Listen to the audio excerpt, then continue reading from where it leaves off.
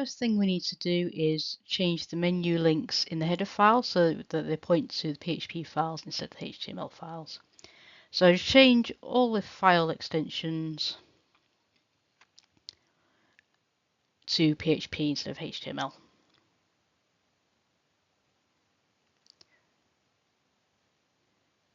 Then save the file, reload index.php and view this site with the new links. They should all work.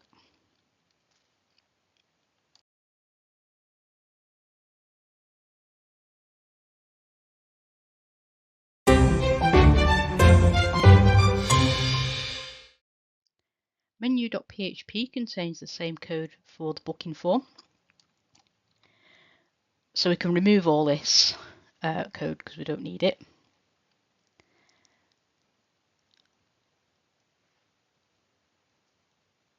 Instead, we're going to write a line of codes called bookingbar.php.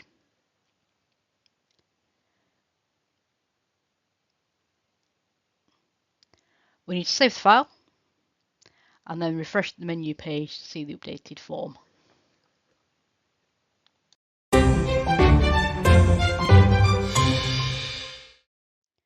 So open phpMyAdmin and click on the coffee shop database. Click the SQL tab,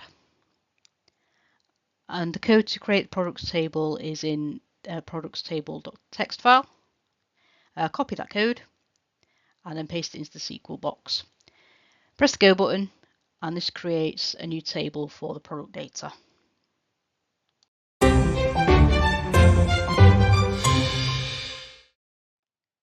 Click the products table and click the SQL tab. Delete the select query that's already in there and open the sample product data and copy that code. We're going to paste this into the SQL box. Okay, so there's actually an error in this code. If you look at line 7, there's a semicolon, it should actually be a comma, so just change that and then press Go. And this will insert the sample product data into the database.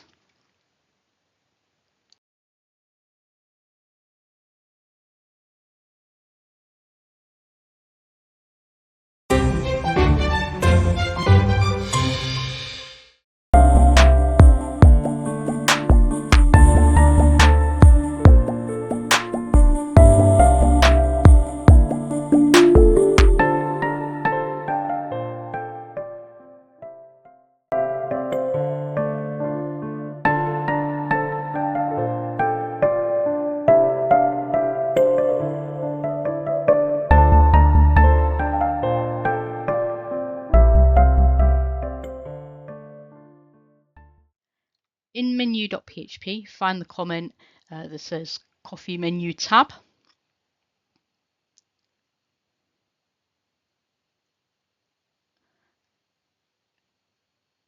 We're going to start some new PHP code here, and we're going to write our SQL query to get the product data from the database.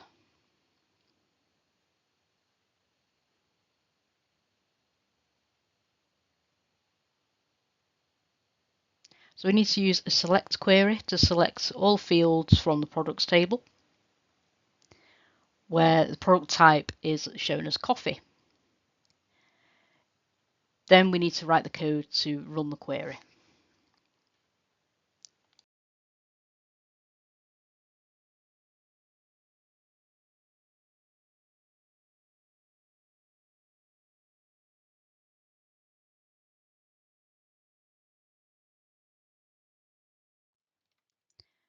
So underneath the class row div tag, we need to write some more PHP code. This will display the product data for each row in the table.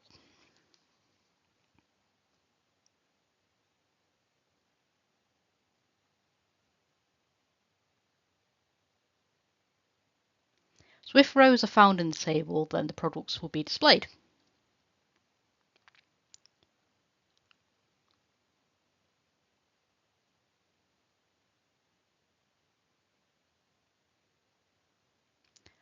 For each item in the array returned from the database, we need to extract each item and store it as a separate variable so we can display it inside different HTML tags.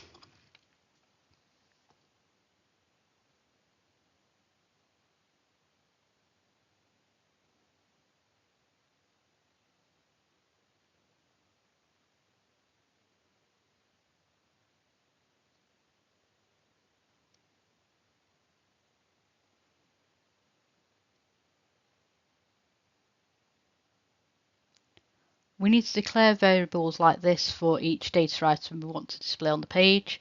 The ID holds the product ID, which is the unique primary key used to identify each product in the database.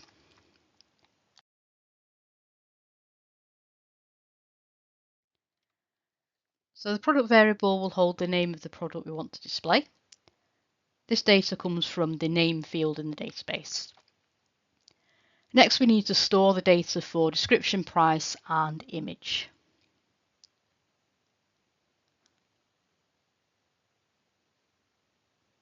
So we can store these as variables in our PHP page.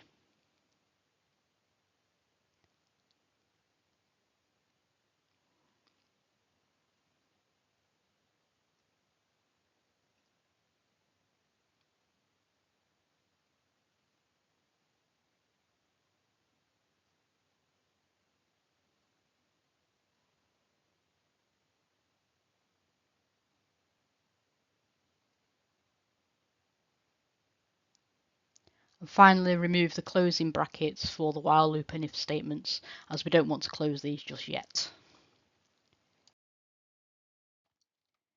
Next, we want to modify the sampled product data. So remove the link to the product detail page and then change the image link. Instead of coffee1.png, we want to display the image that's stored in our variable from the database, which is stored in the folder called products.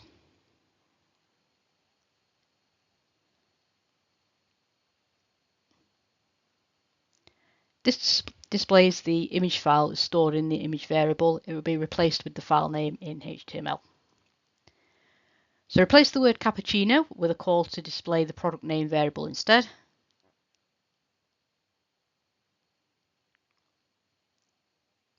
And do the same for description to display the description variable.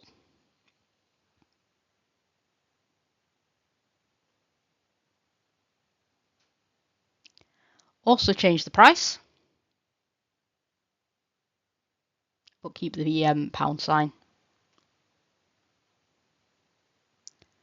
And this will display all the details for each product in the database. Remember, it's all inside a loop, so this markup will be repeated for each product.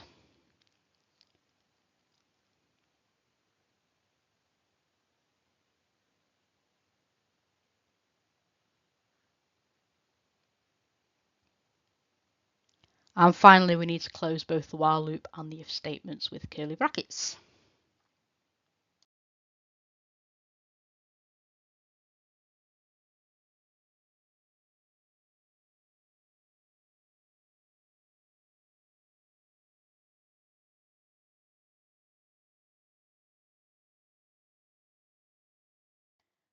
So since our display markup is now inside a loop, we can remove all the sample data on the page.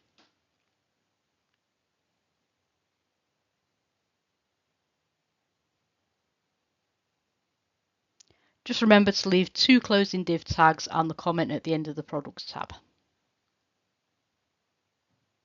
Finally, save the file.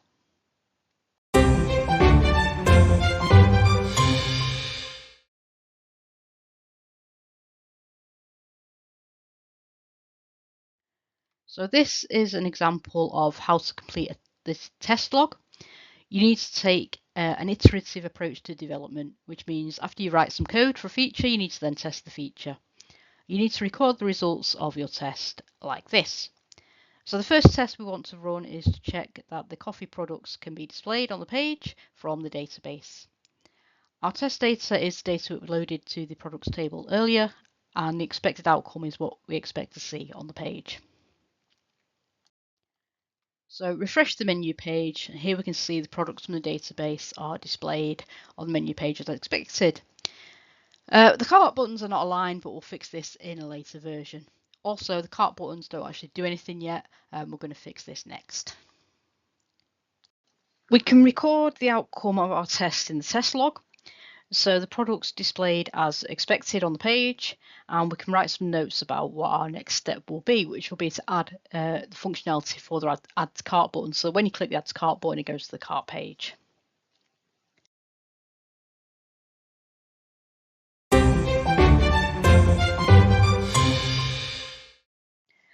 Next, we'll add the functionality for the cart button. Underneath the cart link, add a new form control.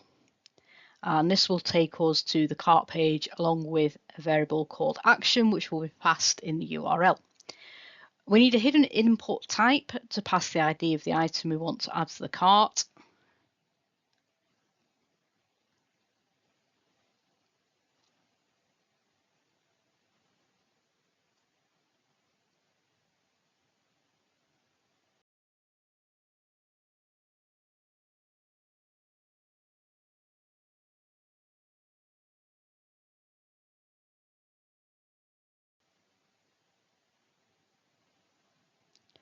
And then we also need a submit button to activate the form.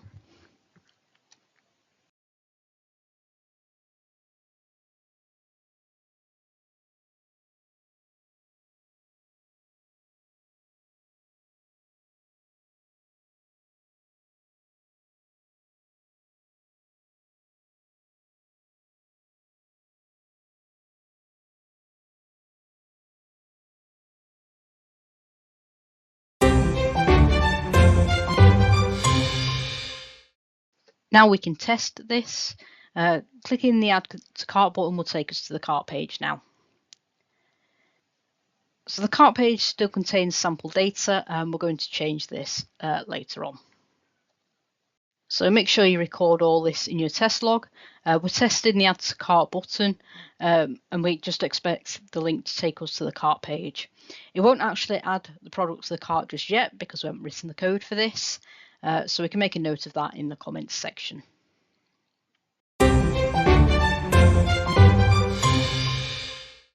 Now we're going to do the same to display the bakery products.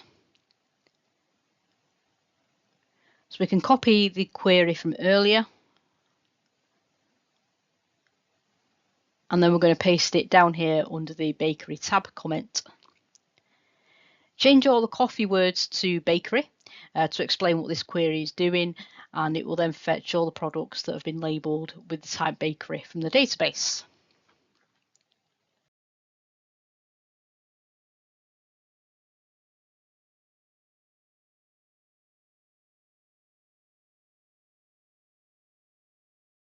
We can copy the if statement and the while loop code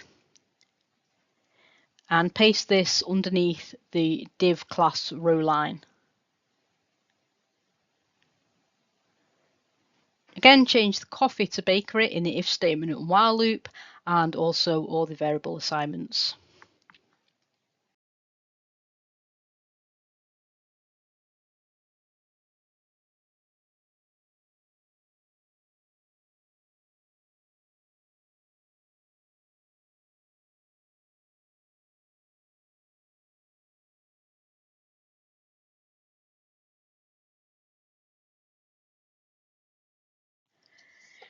Now copy the code which displays the products. This will be the same for bakery as it was for displaying the coffee products.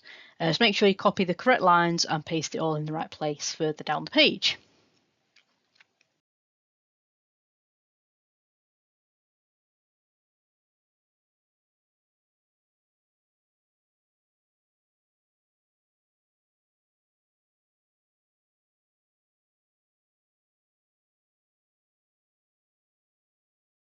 Finally, remove all the sample product data. Again, leave the two end div tags just above the comment, and don't forget to save the file.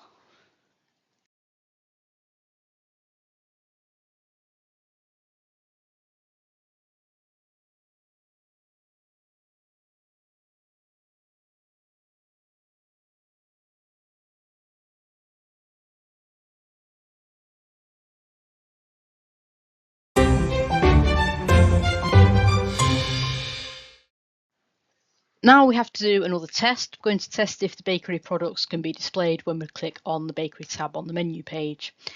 We can record the test in our log like this. The test data is the same as before, which is already stored in the table in the database, and the result we expect to see is that when we click the coffee tab we see the coffee products, and when we click the bakery tab we see the bakery products. So here we're just checking the site to check if the products display correctly, which they do. Remember, they're not actually added to the cart yet, and we'll cover that later on. Finally, we can record the results of the test in the test log, and we'll also make a note about adding the code for the cart, which will be our next task.